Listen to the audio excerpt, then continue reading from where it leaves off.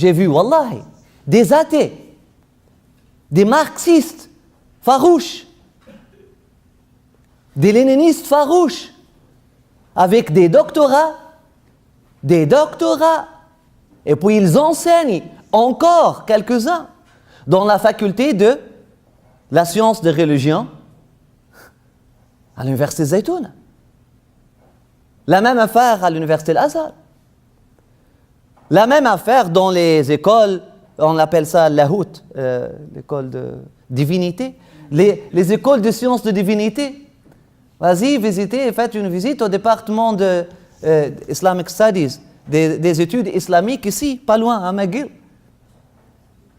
Parmi les étudiants qui font Islamic Studies là-bas, combien d'étudiants qui font les 5 prières? Combien qui croient que Dieu existe? Donc, vous voyez le danger. Vous voyez le danger ici, l'islam. Et ça, c'est une inclinaison, c'est une inhiraf, c'est une inclinaison, on peut dire, naturelle.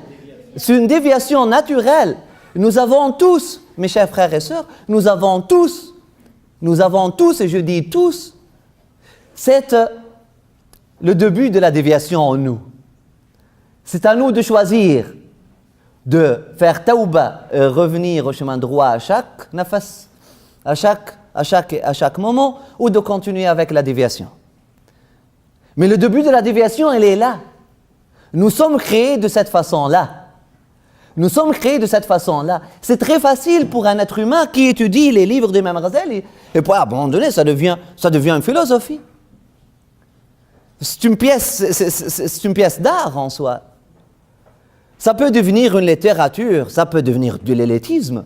J'ai vu des élitistes, j'ai vu des gens, nous on lit l'Imam Ghazali, quelque chose là. Akbar. Imam Ghazali est venu pour vous rendre humble, pas pour vous rendre arrogant.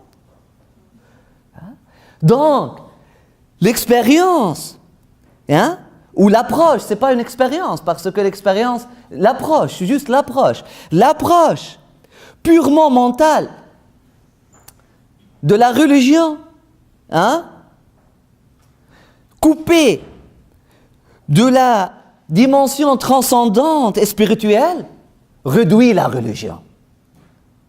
C'est une approche réductionniste de la religion. Et si nous avons un problème aujourd'hui, nous avons un problème avec les approches réductionnistes de la religion.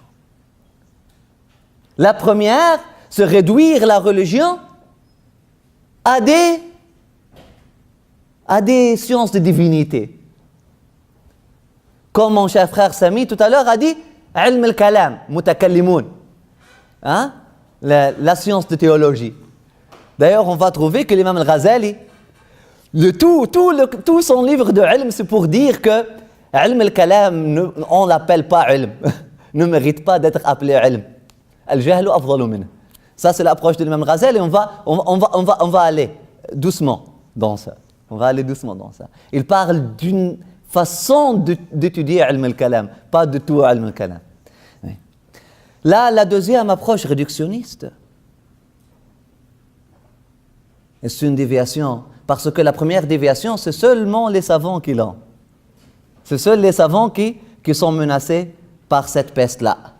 Mais la deuxième approche réductionniste, je demande votre attention. La deuxième approche réductionniste, elle est encore plus dangereuse, parce que même les ignorants l'ont, et les ignorants l'ont beaucoup plus que les savants. C'est l'approche sentimentale. L'atifa diniya. L'approche sentimentale de la religion. Allahu Akbar, Palestine, jihad. غدا نصلي المسجد الأقصى الله أكبر. Trouve les larmes, les visages rouges, tout le monde. On va, Allahu Akbar, s'exploser ici et là. En 10 morceaux, en 100 morceaux, en 1000 morceaux. C'est l'approche sentimentale.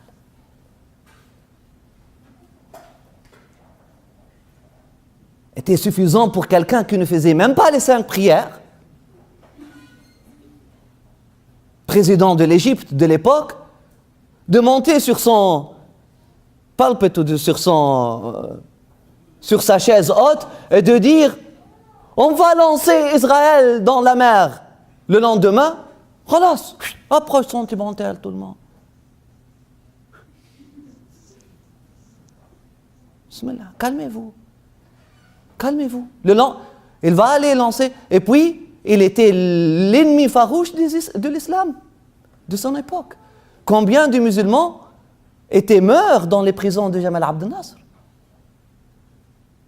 De tous les groupes, pas seulement les islamistes. Il y avait même des soufis. Il y avait, subhanallah, tous les conservateurs. L'émotion, les émotions, l'approche sentimentale où on dit l'approche sentimentale. Hein? L'élan émotionnel. العاطفة الدينية خطب جمعة تقول عليه مدفع monsieur on dirait tonnerre خطبة un tonnerre on dirait un canon qui donne la خطبة الجمعة الله أكبر calmez-vous hey les jeunes qu'est-ce que tu fais pour les jeunes là tu es en train de réduire la religion hein, pour un élan émotionnel. Ça c'est une façon. Il y a une autre façon. On peut même le faire individuellement. Ce sentiment de péché, ce sentiment, je me sens très mal, je fais un péché et là je veux revenir à Allah subhanahu wa ta'ala. La at-tawba, c'est une science. C'est un ilm. At-tawba, la repentance, c'est un ilm. C'est pas juste, tu peux pas la réduire à l'émotion ou au sentiment juste de se sentir mal. Je me sens mal parce que j'ai fait ça, donc je vais faire mieux maintenant. Non, tu ne peux pas la réduire. À l'émotion ou au sentiment non. Tawba, c'est un ilm. Il faut connaître la rahma d'Allah subhanahu wa ta'ala avant, etc. Sinon, tu vas te casser, tu vas te briser et briser les autres autour de toi. Donc, l'œuvre de Al-Ghazali refuse, ou on dit le message de Al-Ghazali, refuse toute approche mentale ou sentimentale de la religion qui serait coupée de la dimension vraiment transcendante spirituelle et qui réduirait la foi à une simple abstraction ou à un élan émotionnel, risquant de dériver vers le fondamentalisme ou le fanatisme. Très clair.